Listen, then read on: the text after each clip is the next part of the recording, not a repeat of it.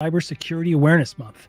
Beginning way back in 2003 by the Department of Homeland, it soon became nationally recognized, bolstered by the FBI and CISA, with resources, time, and energy spent spreading awareness to fight cybercrime.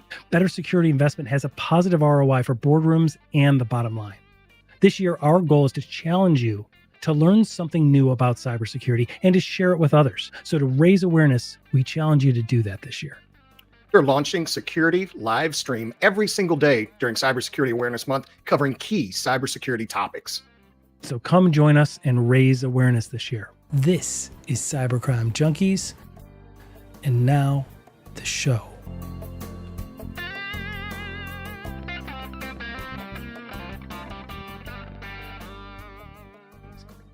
Is there anything that you're seeing that you found kind of useful for organizations? I'll be honest, I think you touched on the best or the most important part, because when you get into the whole conversation of a whole lot of the security training or getting users a little bit more educated, there's always a certain amount of rough edges to it. And the thought leadership thing is like, hey, at the end of the day, people are going to click on a link. Like, yes, okay, I think we're a little bit understanding and accepting of that, and we don't need to make it such an awful, egregious thing. We can never blame the user. I'll agree with that, but it's still good to have those steps that we can take to improve the situation.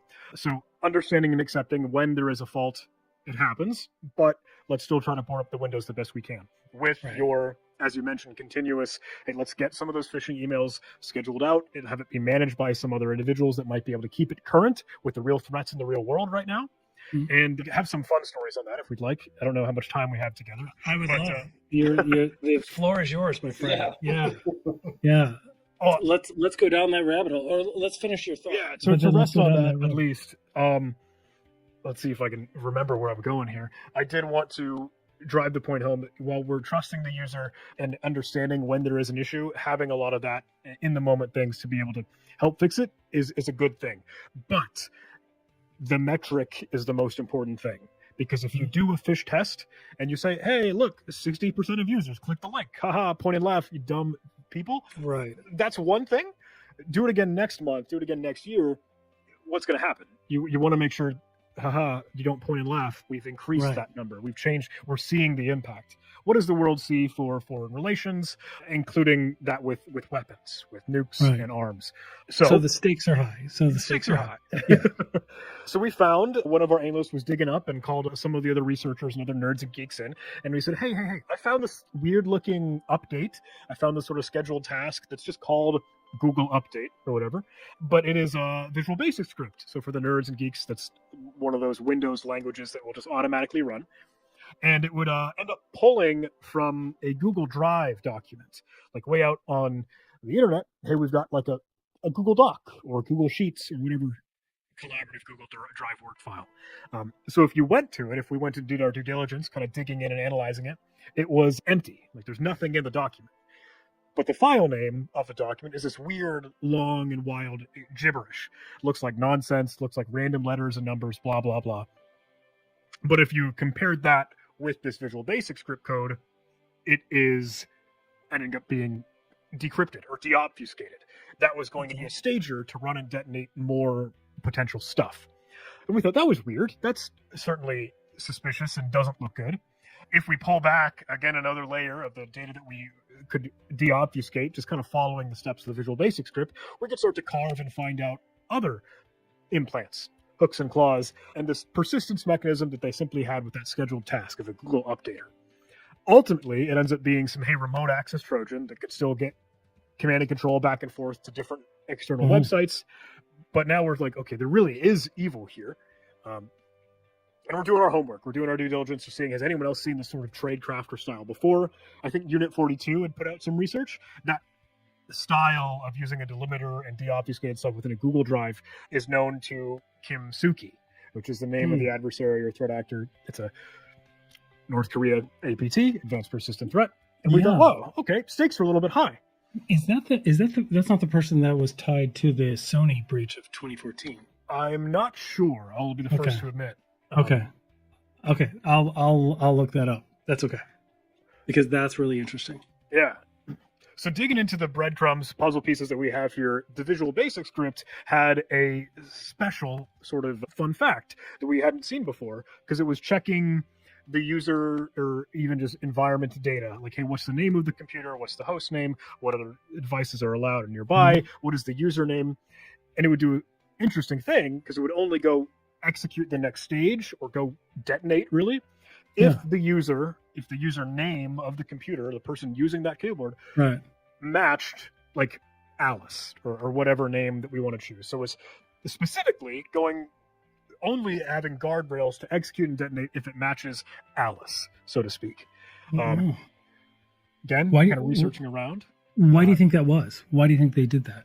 So this Alice person doing our research online for this organization is one of those head honchos. Hey, they're one of the leaders. They're one of the key decision makers and persons of power within that organization, whether they're going on meetings, whether they're going to, hey, interface with those potential for relations, et cetera, et cetera. So yeah, I see it coming through in the chat messages for our live stream. You're like, this is wild and targeted. They're going after this individual. So hey, I'll speed run a little bit, because while we got to go check our EDR, we're digging through other alerts and investigations. We see a keylogger, PowerShell-based keylogger that's kind of monitoring, hey, what you type on the keyboard here and there and when, and a browser sniffing or stealing utility that will see, hey, what tab do you have open? This thing was written in C#, and it would just say, hey, what web pages are you visiting, and can we pull that text or that information down? I was like, whoa, this is genuine targeted information espionage from an advanced persistent threat on a place of certain caliber, position, and power. But the question that everyone wants to ask, right, when we get to tell the story to I don't know, journalists or headlines, or what everyone tends to ask is, how did they get in? How did the hackers break into the environment? So finding and discovering that this was Kimsuki, that APT, their tradecraft and their style is to use a phishing email, fair to say. So and by clicking that link, it gave them access to what? Well, I'll build up a little bit here, because we wanted to know, where was that fish? So we asked the organization, and this is kind of a strange ethical thing that I don't normally have to ask those questions, but like, hey, can we look through your emails? Can we go into your downloads folder? Can we see what's happening on your desktop? Because normally we just don't need that. But they were comfortable with it. They said, okay, absolutely, whatever we want to do for the investigation and for the analysis. So we're digging through these downloads folder, and we saw a weird one, a little zip file called voakorea.zip. And this is a Voice of America Korea.zip. And it was downloaded twice. It has a VOA Korea 1, like parentheses surrounding it. So, oops, maybe just an accidental double click. They downloaded it twice. But there is another antivirus on this computer, on this host, and the antivirus is smart, tries to scan and analyze everything that's downloaded. So we go take a look at, hey, what antivirus logs are there? Is there anything that it might have found that could clue us in, that could tell us which of these files that we're seeing in the downloads, whether or not it's voakorea.zip, which of those is the bomb? And it had scanned this zip file, but it failed. It couldn't analyze it further because it's a password protected zip file. Like, oh, okay, smart little trick here. Maybe the file size is too big, the antivirus engine won't eat it, or because it's password protected, it won't know how to decrypt it and can't examine the contents. So, okay, a little bit clever. In which case, now I'm thinking, all right, we're going to switch our hats here. We're going to transition from threat hunter to hacker and CTF player, and we're going to try and find out the password to the zip file. Right, crack that thing right open, right? Like, that's what you got to do. So we're throwing John the Ripper, we're throwing Hashcat, we're doing dictionary-based attacks, brute force, yada, yada, yada. And eventually we find the password as VOA 2021. Boring and dumb, but okay, that's all. Yeah, you got to be kidding me. Okay. So we pry this thing open, and it's a Microsoft Word document. So you can imagine Microsoft Word document enabled with macros, and we got to go analyze and look at the macros. Digging into that source code is visible to us. We could see it would check if other endpoint protection software is on there, like if Bitdefender is running, or if Norton is running, or whatever process that's still for security mitigation don't execute. But if that is not running, we're A-okay. We can start to call back to our command and control framework and change all the registry values so you'll never have to prompt for macros again in the future. So, hey, whatever, small backdoors and damage. So we bring this to the organization. We say, hey, we found it. We've got the root cause analysis. We found the phishing document, the malicious macro-enabled document. But what about the email? Yeah, I was going to say, how far can we trace this back? You found the download, but what got them to? Yeah. So what did we find? So we bring them this file, this zip file, and we get to speak with Alice as the confidential redacted name, cast of characters here, and they say, "Oh, I remember that." And Really? they go point it to us, and they send us the email, the .eml file, and it's wild to look at. So there's a received email from Voice of America that says, "Hi, organization, Alice. We're writing a story. We're going to do some article. We want to do our journalist reporting stuff that we do, and we'd like to interview you on what is Trump's involvement, Korea, and blah, whatever. A couple of questions, and it's asking for them to participate in an interview. It's like, oh, okay. Kind of innocent, kind of cool, and interesting because one, they're impersonating this reporter, genuine and real reporter name from VOA, from Voice of America, and they are asking them for information. It's not just a, hey, smash and grab, here's my implant, here's my macro, detonate it and run. But they want to build trust. They want to build a relationship. So the victim, Alice, says, "Hey, I'm sorry it took me so long to get back to the email. Absolutely, more than happy to help. Here are the answers to your questions." Spits it all out. A threat actor, a couple of days pass or whatever, the next email in the chain, they respond and say, "This is great. Thank you so much. Hey, I just wanted to make a couple revisions so we can make it ready for publish. If you wouldn't mind just checking my edits and approving them to make sure they're good for what you would like. I've attached this to be secure, of course, for our communications are encrypted. This is a password protected document. Password is VOA 2021. There's the social engineering. There's the hook. Right Yeah, there. yeah. There's the hook. After a couple stages, and the next response that we see in this email chain is Alice saying, "Hey, this looks great. I've checked in with my boss, so-and-so. Here's Bob and Charlie and Doug," or however many characters you want to extrapolate, and they've all approved it just as well. So carbon copied in the email are all those other individuals that this malware has just gotten to. Granted, they're the guardrails to target one of those individuals, but that's just wild and insane. If you open up the macro documents, if you open up the Word document, it's the most boring, basic, and classic. This document is created in older versions of Windows. Please click enable content and enable editing for us to view this document. Really? It's like, please run my malware. Pretty please. Right. Exactly. Holy cow. So long story. I'm sorry. No, that was great. I can't believe. Oh my gosh. So that was really well played out, though. Like that is pretty strategic. That is a really wildly targeted approach. Did the email come from, like, they purported to be this legitimate actual person who's the reporter from, like, Voice of America, right? You said, did they ghost the email? Like, did it actually look like it came from the organization that the real reporter works for? Or could they have learned it from there? Well, hey, I did us a disservice, and I should have tried to do some screen share if I could. That's okay. I think you can, but if not, let's see if it will let me. I don't know if this is visible or not. I kind of pulled it up. I'm not sure if it's backstage of Restream. No, there you go. So this is all redacted, and while I realized, whoops, sorry, I kind of said this all aloud, so I don't mean to backpedal here for us, but to answer your question, as you were just asking, is, well, hey, where did this come from? Was it a Voice of America email truly? No, it's a dumb, stupid yahoo.com email. Oh, holy way. cow. Really? And that, oh man. Wow. Holy cow. And here is the, hey, thanks so much. Very good material. I did rearrange it to be secure. This is protected. Yep. It was a OneDrive link to download it. Mm-hmm. There's the password right there, Voice of America 2021. Oh my gosh. She responds, hey, I've checked in with Bill or Bob or whatever character we want.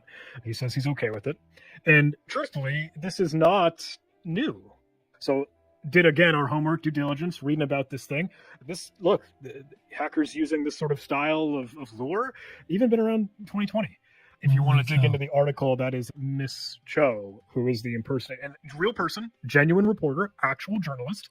They just took her name and were masquerading as that. Wow. But I bet if you look at her contact info, it's not yahoo.com. Right? No, she's actually got a Hotmail account instead. So you mentioned something interesting, and that is to enable the macros, it was really the this is an older version of Microsoft, right? Is it okay to open that up? As soon as you click on that, that's enabling the malware to run. Yep. That will Really.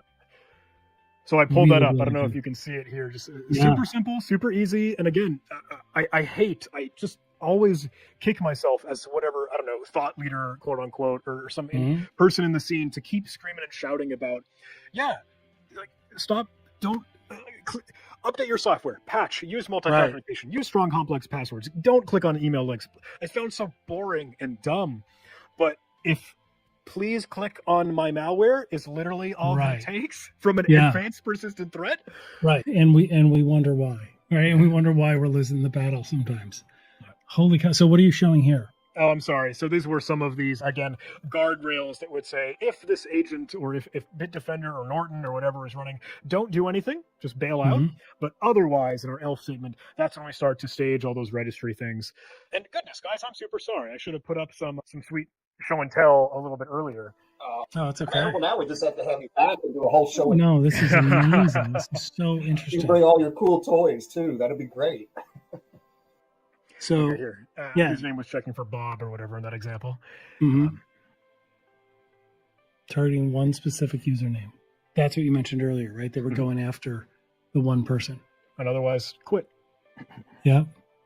Holy cow. That's just amazing. Yeah, we'll have to do a show and tell episode. I got a feeling you got like a whole treasure chest of stuff you can share. Holy cow.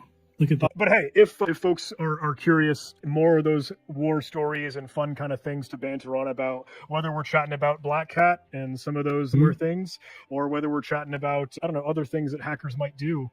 All this stuff I kind of like to sing and share and tell those stories. Huntress is exactly, I see in the chat, Ray mentioning, hey, Tradecraft Tuesday is a show that we end up doing that's no product, no pitch, no fluff. We just kind of want to be able to bring some cool stuff out to talk about Tradecraft, to talk about what enemies are up to. Absolutely. And that's totally free if anyone's interested. No, absolutely. And we'll have links to all of your information in the show notes when we release this as a final episode, as well as the show notes for the audio podcast. Holy cow, that's amazing. So I can't let you go. I know we're time is running, but I can't let you go until I get your input on the use and what you're seeing so far at its inception stages about ChatGPT and OpenAI and leveraging AI. I mean, to me, there's a lot of benign and positive experiences and uses for it, and there's a lot of nefarious uses for it. What are you seeing? What insight can you share with us about it? Okay, so I know that could be an entire discussion. That could be an entire series. There's a lot to unpack there. Yeah. Well, so I'll be the first to admit I have not yet drank the AI revolution and machine learning and ChatGPT change of the. I've not drank the Kool-Aid. Well, let me add an asterisk here because I have seen, and even Kyle, our CEO, right, and others that have gone and said and told folks that I agree with, for the bottom of the barrel, for the script kiddies, for the low tier and sophisticated, quote unquote, though nothing really is, for the unsophisticated actors, it's going to be cool because you can rip out code and you can quickly put the pieces together to maybe make some toolkit or something that you'd like. But it's not going to invent the next 0 day yet. It's not going to be anything that's what I wanted to get at. Right. Do you see it creating polymorphic malware or 0 day? Not yet. Right? Not yet. Truthfully, maybe that's just a John opinion. I could very well be wrong. Don't have a crystal ball. Can't see the future. Not Nostradamus. I don't know yet. So here, if I may, there are a whole lot of fun conversations that we've been having about ChatGPT, and I like to poke fun at it because everyone's chatting about it.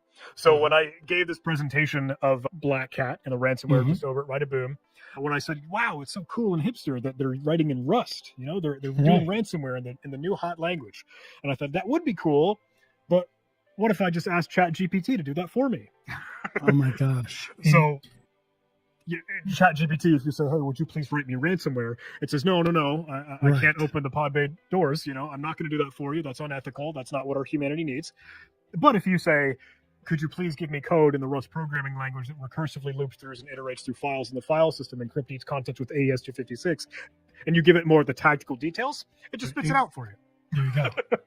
Holy cow. And it was, and so you did that and it spit out the exact execution for in the Rust language. Right. But let me say, I have not tested this. I have not validated this. I have not ran this code. I'm not a ransomware operator. We can neither confirm nor deny any of those allegations. This is solely for educational purposes for those paying attention. But whenever ChatGPT spits out code to you, maybe it won't have the credentials that you needed to be able to do something, or it won't know, okay, whatever services that this thing could connect to, there's some other plumbing that needs to be made or done for it to work correctly. So rarely will it give you something outright that works. And with that, you need to have the know-how. You need to understand a little bit more. So it might enable those script kiddies, maybe, potentially, but I don't think it's going to be anything all that game-changing for the big boy threats, if I may. Yeah. Okay, so before we let you go, let me ask you bigger picture, right? Yeah. What are your thoughts on, the U.S. national cybersecurity framework, right? There was talks, it was in the news recently that they're supposed to be coming out with some national cybersecurity standards, at least for critical infrastructure and a couple of the key verticals. Any insight on that? Do you have thoughts on that?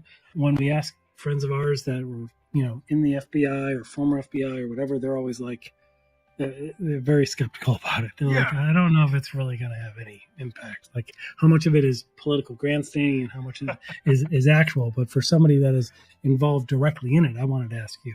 Oh, what a great question. And thank you for that backdrop in context too, because I'm another one of those fellas that says, hey, I've been in seeing the whole maybe Coast Guard or government or military side, and I might be a little bit jaded, might be a little bit pessimistic. I don't know. But as you mentioned, grandstanding or just making talk, the hot air that comes with it, the PR stunts, I don't know. Mm-hmm. Let me redeem that, because I think in that more optimistic and real genuine stance, I think a lot of times when we ask ourselves, okay, what are we doing? What do we need to do next? Are we moving in the right direction? And we just do that gut check, either as a nation, either as security, either as professionals in a company and business. Whenever you ask that question, I think you aren't gonna know what's next for the future. You aren't gonna know what's on the horizon. We can try and predict it, but a plan is only so valuable. So some of those new, either legislation or regulations or the task force that we build and put out together, I tend to be really optimistic because I'm thinking we're trying. We're putting in the effort forward. And whether or not we're moving in the right direction, I don't know yet. We don't know yet. But the difference is that we're moving it to begin with. We're making that change at all. So I think the collaboration, would you agree that the collaboration between the private sector and the security community and the U.S. government is so key, right? Yes. Because oftentimes we're out there operating, breaking things, learning things, seeing things, and we don't know what the public sector is actually doing, right? Yeah. And just to have an initiative to more than just on paper, but to actually have those coalitions that kind of drive it together, I think it would be fantastic. I think that's the only way we're going to get a handle on it. Right. Agreed. It cannot be stovepiped. Look, it takes everyone playing in concert. It takes a whole village. It is a team sport. I've seen CISA and their Shields Up initiatives. I think they've been doing an incredible job, and I think really moving mountains to get the togetherness in the community better between public partnerships. So hey, maybe that's a fine way to kind of bundle this thing up. We're moving in the best direction that we know how to for now. Yeah.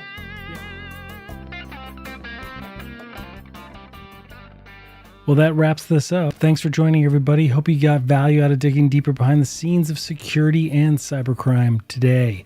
Please don't forget to help keep this going by subscribing free to our YouTube channel at Cybercrime Junkies Podcast, and download and enjoy all of our past episodes on Apple and Spotify podcasts so we can continue to bring you more of what matters.